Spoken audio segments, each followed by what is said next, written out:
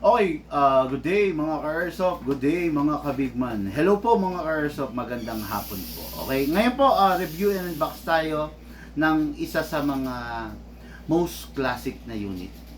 Isa sa mga kilalang unit, isa sa mga pinapangarap na unit, no?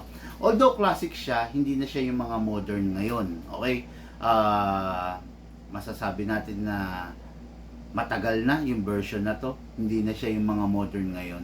Ah, ito yung mga version na inabutan ng mga lolo natin, lola natin, na ba? Tsuhin natin, mga in short, sorry for the word na gagamitin ko, medyo matanda na yung unit. Okay? Mga verso, the 1911, the government edition 1911. Bakit tinawag na government edition? Ito yung inisyo sa mga taong gobyerno, sa mga law enforcers way back, no? Ang gumagamit nito is mga government officials, no?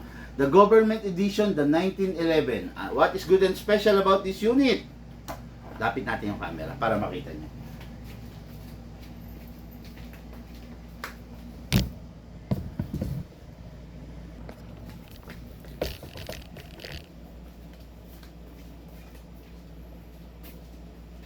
Ayun. What is good and special about this unit, mga ka-Airsoft? Kung makikita nyo, wala po siyang mga abu-abubot. Ano? Wala siyang rail. Optic front, wala. Optic sight, optic front, optic rear, wala. Di ba? Conventional iron sight lang siya, no? Makikita nyo, meron siyang beaver tail, syempre, para mape-press. Tapos wala siyang mga no nonsense siya, no. Kumbaga, it's just you and the gun. Wala siyang mga makabagong teknolohiya. Okay? Number one na mag-enjoy dito, syempre, yung mga ka-airsoft natin na medyo may edad na.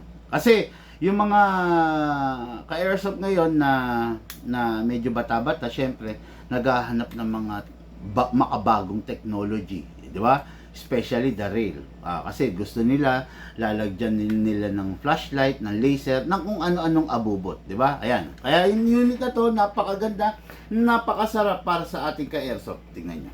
Okay, no? So ito, test fire natin. Okay po. Test fire natin after ng mademo. Unit po ng ating ka-airsoft, Albin Hermogenes. Albin Hermogenes of Pangasinan. San si Sir Alvin sa Pangasinan? Alvin Hermogenes of Urdaneta, Pangasinan. Okay? So, 1911. Hindi ko lang alam kung anong age nung bossing natin, ha. Siguro medyo may age na siya, no? Kasi ang hinahanap niyang unit yung talagang rin, no? Medyo may katandaan na unit, no? Okay, so po tayo, syempre, number 1, green gas, 12 kg only. Huwag po tayong gagamit ng 14 kg rito, ha. Sayang yung unit, masisira. Okay? Green gas, number 1, pindutin ng valve, pindutin, i-press natin, then spray. Spray po tayo. Okay, after that, na-sprayan natin, dito naman po sa ilalim. Okay. So, may green gas, may silicone oil, output valve, and inlet valve. Ngayon, kunin natin yung unit, ikasa natin manually, i-lock manually. Okay, then dito i-sprayan natin ng silicone oil. Then sprayan din natin dito ng silicone oil doon sa nozzle. Okay. After that, mga ka-airsoft, no? Huwag nating hahatakin to, huwag nating makakasanay hatakin to kasi mauupod to. Itong part na to, mapupudpod. Hatakin pa talikod, then release, then rest. Okay. Ngayon, lagay tayong green gas, no? Upside down, then press down. 1, 2. Okay, 2 seconds only. Tapos, siyempre, bala, no? Hatakin to pababa. Ang 1911, may kakaibang features yung magazine nito. Hindi katulad sa 2011. Sa 2011, pag hinatak mo, kailangan hawakan mong maigi. Sa 1911, hatakin mo pababa, then mailalak mo siya going left. Okay. Yun. Ayun, no? Okay. Maglalak siya doon, di ba? Ayan. Tapos, malalagyan na natin ng bala. Alam nyo bang ang tagal ko nang gumagamit ng 1911? Ngayon ko lang nalaman yung features na yun. Okay, ayan. Pagkatapos niyan, ayan, no? Kasi, ayan, gumagalaw yung bala. Ngayon, para kailangan maitulak, i-release mo to. Ito, baba natin, ha. O, yun na, ayun na. So, tinutulak niya na yung bala, hindi na ngayon kumakalog. Okay? Ngayon, pasok natin sa unit. Siyempre, kasa. Ready to fire, okay? Tingnan nyo kung gaano kalakas, kung gaano katikas ang 1911 na to. By the way, mga ka-airsoft, no? Itong unit na to, hindi siya naka-full upgrade. No? Upgraded lang siya, no? Naka fine-tuning, naka-trigger job, naka-hammer protection pad lang siya. Hindi po siya naka-fix outer barrel. Ayun, pakita ko sa inyo.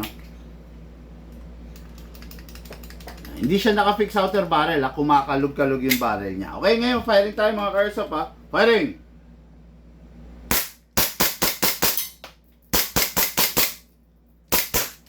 Open slide kasi wala na siyang bala. Next thing to do, release the magazine. Siyempre, release the slide. Baba natin to. Then rest the hammer by pressing the trigger. Okay. Ito pong unit na to, ready for packing and ready for shipping kay Sir Alvin of Urdaneta, Pangasinan. Bossing, ito na po yung unit mo, ready for packing and ready for shipping. Pag hindi na maglalaro, dapat yung magazine huwag iiwanan ng bala at dapat pasingawin ang tirang hangin. Okay. For packing na po. Thank you, mga ka-airsoft.